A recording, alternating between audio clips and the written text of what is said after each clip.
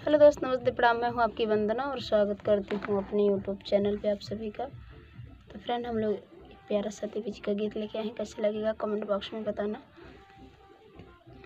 झूला झूलन आई हो जगदम्बा भवानी, झूला झूलन आई हो जगदम्बा भवानी। पहिला झूला चौकिया में झूली, पहिला झूला चौकिया में झूली। जेकर शीतला माई नाम हो झूला झूले भवानी, जेकर शीतला माई नाम हो झूला झूले भवानी। झूला झूले आई हो जगदम्बा भवानी, झूला झूलन को आई हो जगदम्बा भवानी। दूसरा झूला विंध्याचल में झूले, दूसरा झूला विंध्याचल में झूले। जेकर विंध्यवासिनी नाम हो झूला झूले भवानी, जेकर विंध्यवासिनी नाम हो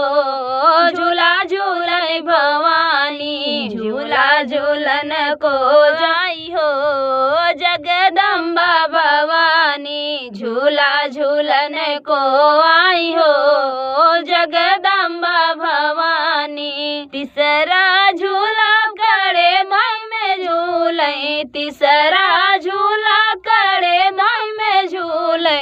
जेकर कड़े देवी नाम हो झूला झूले भवानी, जेकर कड़े देवी नाम हो झूला झूलन को आई। झूला झूलन को आई हो जगदम्बे भवानी, झूला झूलन को आई हो जगदम्बा भवानी।